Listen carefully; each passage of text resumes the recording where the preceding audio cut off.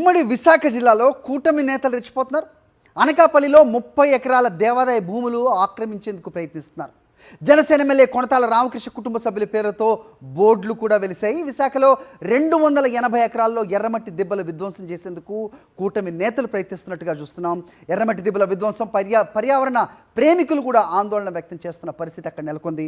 ఓవరాల్గా అప్డేట్స్ మా కరెస్పాండెంట్ నాయుడిని అడిగి తెలుసుకుందాం. నాయుడు చెప్పండి, సో కొనతాల కుటుంబ సభ్యుల బోర్డులు వెలవటాన్ని ఏ రకంగా చూడాలి? సో కబ్జాల పర్వానికి తెరలేపారు అనకాపల్లిలో అని వినిపిస్తోంది. ఏంటి మీ దగ్గర ఇన్పుట్స్?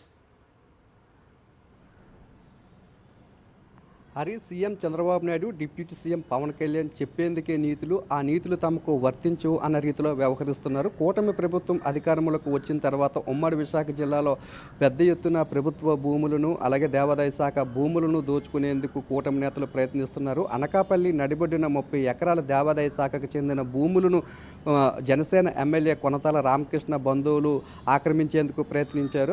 ఆ వివాదం ఇప్పటికీ కూడా కోర్టులో ఉంది. కోర్టులో వివాదం ఉన్నప్పటికీ కూడా నిన్న జేసీబీలను తీసుకెళ్లి ఆ 30 ఎకరాల భూములను చదును చేసేందుకు ప్రయత్నించారు. అయితే స్థానికంగా ఉన్న ప్రజలు అలాగే సిపిఎం నేతలు కొంతమంది వచ్చి అడ్డుకోవడంతో తాత్కాలికంగా ఆ భూములను చదును చేసే విధానానికైతే స్వస్తి పలికారు తప్పితే పూర్తిగా కూడా ఆ భూముల నుండి తాము వెనక్కి తగ్గుతున్నామనే ప్రకటన ఎక్కడ కూడా చేయలేదు. ఇది 2022 సంవత్సరంలోనే ఈ భూములను ఆక్రమించుకునేందుకు ప్రయత్నించగా అప్పుడు వైఎస్ఆర్సీపీ ప్రభుత్వం కఠినమైన చర్యలు తీసుకుంది. దేవాదాయ శాఖ అధికారులు వెళ్ళి ఆ భూములు ఉరుచుట్టు కూడా కంచెను ఏర్పాటు చేశారు. అక్కడ సెక్యూరిటీ గార్డులను కూడా ఏర్పాటు చేశారు.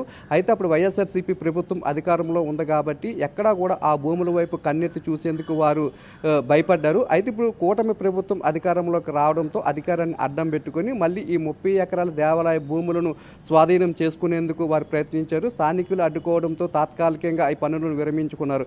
అయితే మరోవైపు విశాఖ జిల్లాలో జాతీయ సంపదగా వస్తున్న 280 ఎకరాల ఎర్రమట్టి దిబ్బల్లో కూడా కూటమికి చెందిన నేతలు ధ్వంసం చేశారు. అలాగే పెద్ద పెద్ద జేసీబీలతో వచ్చి ఆ ఎర్రమట్టి దిబ్బలను పూర్తిగా ధ్వంసం చేసి సదును కూడా చేసి రియల్ ఎస్టేట్ వ్యాపారానికి సిద్ధమయ్యారు. దీని మీద పెద్ద ఎత్తున పర్యావరణవేత్తల నుండి వ్యతిరేకత రావడం, అలాగే సాక్షి టీవీ పేపర్లో కూడా పెద్ద ఎత్తున కథనాలు రావడంతో తాత్కాలికంగా అక్కడైతే పనులను ఆపుదల చేశారు. కానీ ఎవరైతే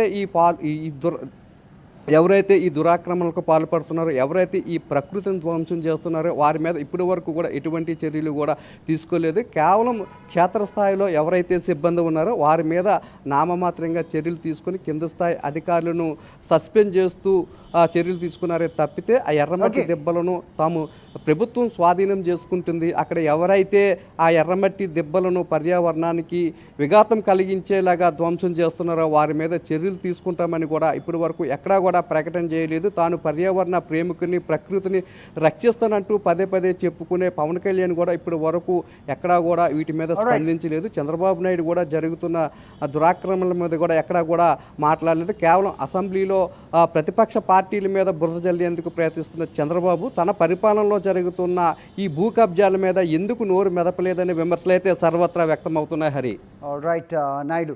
సో ముఖ్యంగా పవన్ కళ్యాణ్ ఇంతకుముందు వైఎస్ఆర్సీపీ ప్రభుత్వంపై కబ్జాలు, రౌడీయిజం, అలాగే రోడ్డుపై దౌర్జన్యాలు ఈ రకంగా మాట్లాడిన అతను ప్రస్తుతం జరుగుతున్న ఈ కబ్జాల పర్వంపై ఎందుకు నోరు మెదపట్లేదు అనేది ప్రస్తుతం ఆయన ఎదుర్కోబోతున్న విమర్శలు అనేది మాత్రం ఖచ్చితంగా చూస్తున్నాం.